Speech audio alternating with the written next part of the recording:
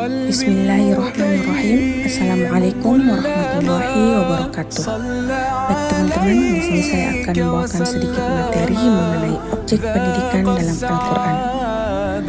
Objek pendidikan berarti siapa saja yang menjadi sasaran dalam proses pendidikan menurut Islam. Dalam Al-Quran, objek pendidikan tidak hanya satu, tetapi juga mencakup seluruh manusia, dimulai dari diri sendiri, keluarga, hingga masyarakat luas. Yang pertama, mari kita lihat dalam Quran Surah An-Nisa ayat 170. Artinya, wahai manusia, sungguh telah datang kepadamu Rasul dengan membawa kebenaran dari Tuhanmu, maka berimanlah kamu, itu lebih baik bagimu. Nah, dari ayat ini kita memahami bahwa seluruh seruan dalam Islam ditunjukkan kepada seluruh manusia.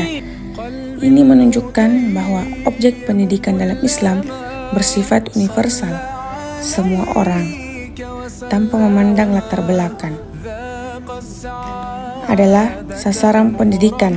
Artinya, pendidikan dalam Islam tidak terbatas hanya untuk kelompok tertentu, tetapi untuk semua manusia, agar mereka mendapatkan petunjuk yang benar dalam hidup. Nah, yang kedua, kita lihat dalam Quran Surah At-Tahrim ayat 6, yaitu Ya ayyuhalladzina amanu qu anfusakum wa ahlikum nar, yang artinya, wahai orang-orang yang beriman, pelihara dirimu dan keluargamu dari api neraka. Di sini dijelaskan lagi bahwa objek pendidikan berikutnya adalah diri sendiri dan keluarga.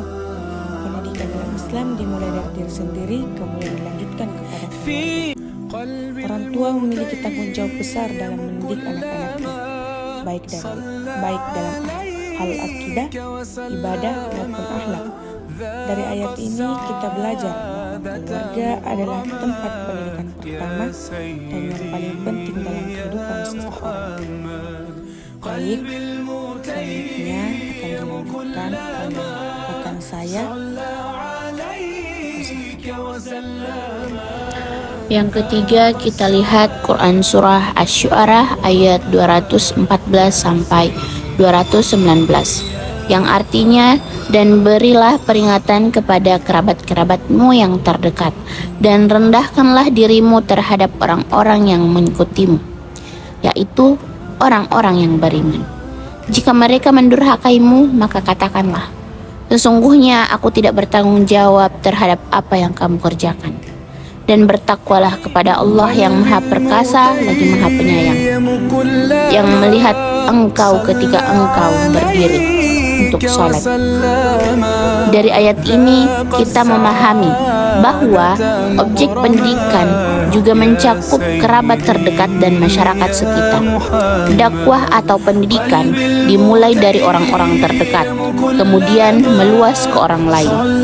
Selain itu, ayat ini juga mengajarkan bersikap lembut, serendah hati, dan tawakal dalam menyampaikan pendidikan.